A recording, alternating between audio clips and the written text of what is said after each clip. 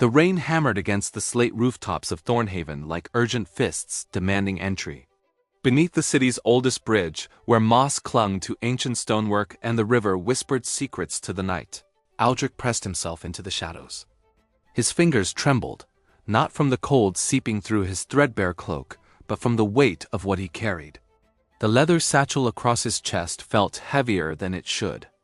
Inside, wrapped in oilcloth that smelled of cedar and thyme, rested something that should not exist in this age, a fragment of the Primordial Lexicon, written in the first language of magic itself.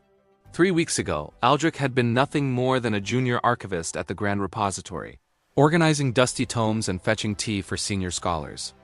Then he'd found it, misfiled behind crumbling tax records from a kingdom that no longer existed.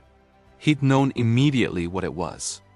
Every apprentice wizard learned about the lexicon in their first year, how the gods themselves had shattered it during the Sundering War, scattering its pages across the plains to prevent mortals from wielding creation-level magic.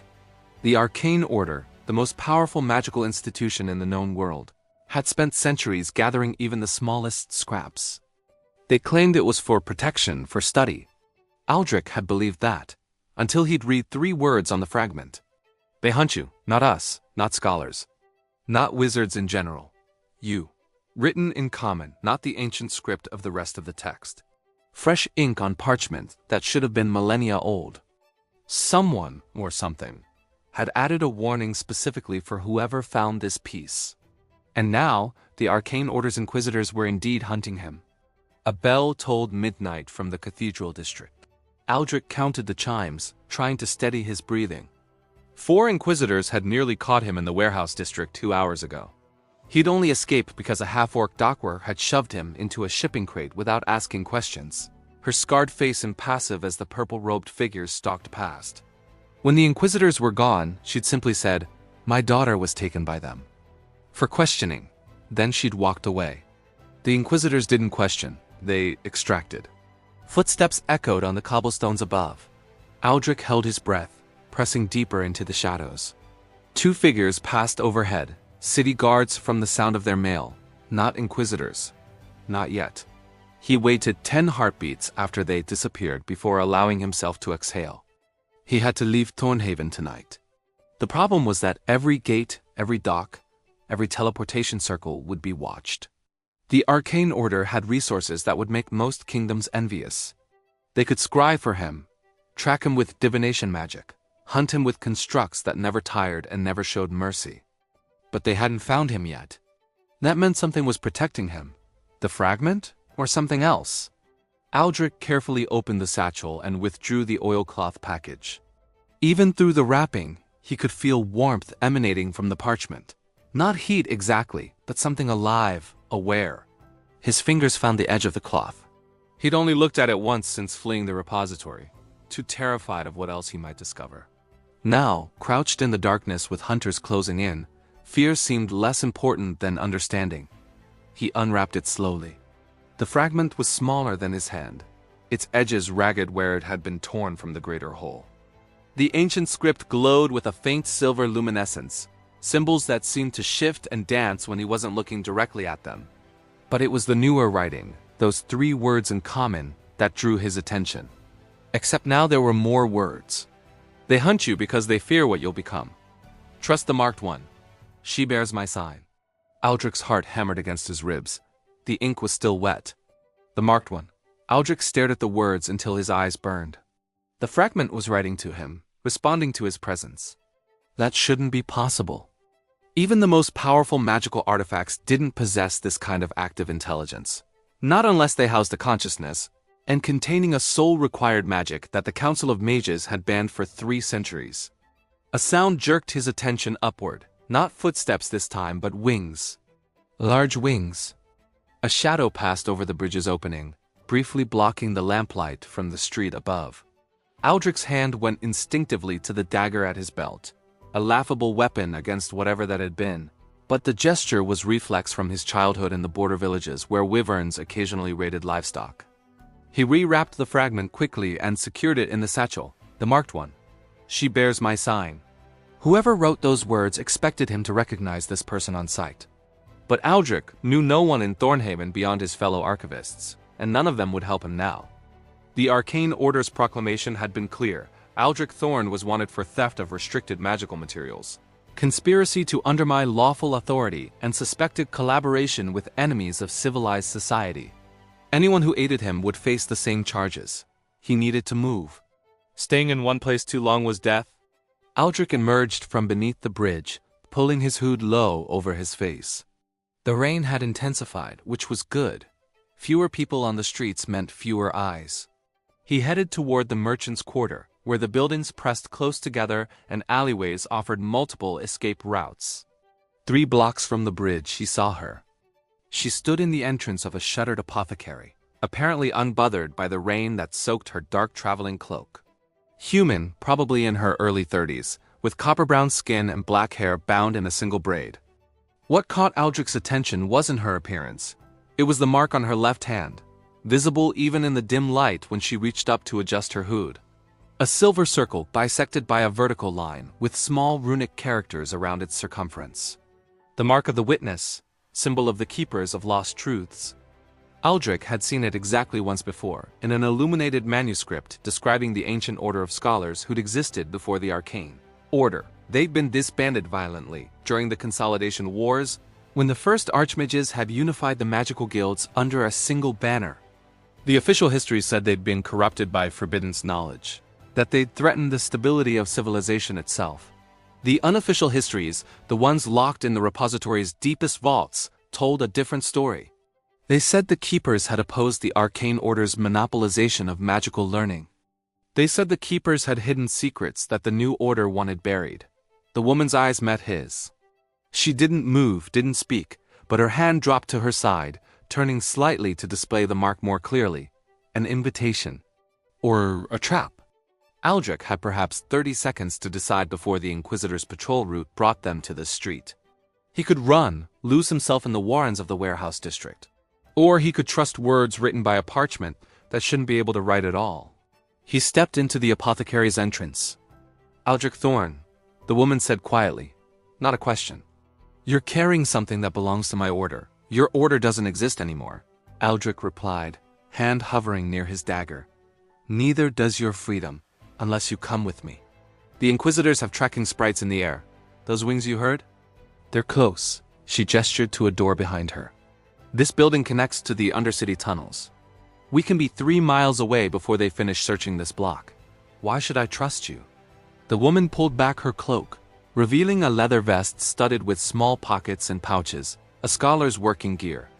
Because 15 minutes ago I received a sending spell from someone I haven't heard from in 8 years. It said 3 words, protect the archivist. The sender was my mentor, who died in an Arcane Order interrogation cell, except apparently she didn't die. Or she did and something else is using her name.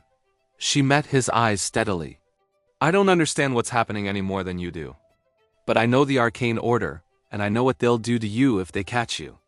So we can compare notes while running, or you can die here. Choose quickly. A pulse of warmth radiated from the satchel against Aldric's chest. The Undercity smelled of damp stone and centuries of forgotten history. Kira, the marked woman, had given only her first name, led Aldric through tunnels that twisted beneath Thornhaven's modern streets, her magalite orb bobbing ahead like a pale blue will-o-wisp. The passages were old, predating the current city by at least 500 years, carved when this had been a dwarven trade outpost rather than a human metropolitan center. The fragment you're carrying, Kira said, her voice echoing off ancient walls. What exactly did it show you? Aldric explained the messages, the way new text appeared as if responding to his situation. Kira's expression grew increasingly troubled as he spoke. That's not possible with traditional magic, she said finally. The Primordial Lexicon wasn't just a spell book. It was supposed to be a record of the fundamental laws of creation. Words that, if spoken correctly, could reshape reality itself. But it shouldn't have consciousness. It shouldn't be able to communicate, unless someone bound a consciousness to it, Aldric said. Kira stopped walking. In the Magalite's glow, her face looked suddenly younger, more vulnerable. My mentor, Lyra Wintersong, spent 20 years researching the lexicon. She believed the Arcane Order had been lying about its purpose, that they weren't collecting the Fragments to protect people from dangerous magic, but to monopolize it. She found evidence that several Archmages had been attempting to reassemble enough of the lexicon to cast world-altering spells. What kind of spells? The kind that could rewrite the past, erase events, change fundamental truths. Kira resumed walking, faster now. Lyra was preparing to go public with her findings when the Inquisitors arrested her. They claimed she'd been practicing necromancy, trafficking with demons, the usual charges they used to justify executions. I escaped because I was in the field when they came for her. I watched the repository burn her research from 3 rooftops away. But if she's alive, she's not. Kira's voice was flat. I'd bribed the guard to let me see her body. Whatever sent me that message tonight, it's not my mentor. They emerged into a larger chamber where the tunnel intersected with what looked like an ancient temple. Carved pillars supported a ceiling lost in darkness above, and the walls bore murals depicting scenes of creation, gods shaping mountains, wizards calling down stars, dragons emerging from the raw stuff of chaos. Aldric felt the satchel grow warm again. He pulled out the fragment, and in the dim magical light, he saw new words forming. The Order seeks the lexicon's power to undo their greatest mistake. They will tear the world apart to succeed. You must prevent them. You must gather the true keepers. What mistake? Aldric whispered. The text continued writing. During the Sundering War, the gods did not shatter the lexicon. The first Archmages did, to hide what they had done. The gods stopping them, but not before binding truth-tellers to preserve the memory. Your bloodline, Aldric Thorne, descends from those truth-tellers. You cannot be compelled to forget. You cannot be made to lie. This is why the fragment called to you. This is why you can read what was written. Kira leaned over his shoulder, reading. That's not possible. The Sundering War accounts, the divine sacrifice. That's established history. Hundreds of sources confirm it. Hundreds of sources written or verified by the Arcane Order, Aldric said slowly, pieces connecting in his mind. If they could erase the truth from history, rewrite records, use magic to alter memories. But they couldn't change everyone. They couldn't change people with my bloodline, so they made sure people with your bloodline never became important enough to question the official story. Kira finished.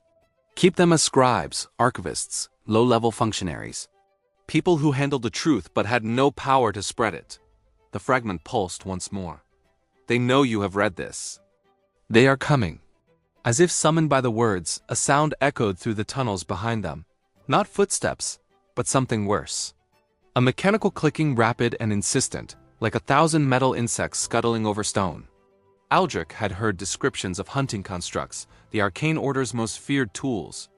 Tireless, relentless, capable of tracking magical signatures across miles. Run! Kira grabbed his arm, pulling him toward a passage on the far side of the chamber. But Aldric stood frozen, staring at the final words appearing on the fragment. Or stand and fight. The temple holds what you need. Speak the words of unmaking and the constructs will fall. But know this. Once you speak those words, there is no hiding what you are. The Order will hunt you until one side falls. Choose. The clicking grew louder, closer. Kira had her hands raised, preparing a defensive spell, probably a barrier, from the way her fingers traced geometric patterns in the air. It wouldn't hold long against constructs designed to break magical defenses. Aldric looked at the fragment, at the words glowing with ancient power. Words of unmaking. The primordial language, the tongue in which reality itself could be commanded. He'd studied magical theory, knew that even trying to pronounce such words without proper training could kill the speaker, tear them apart as the universe rejected their unauthorized commands.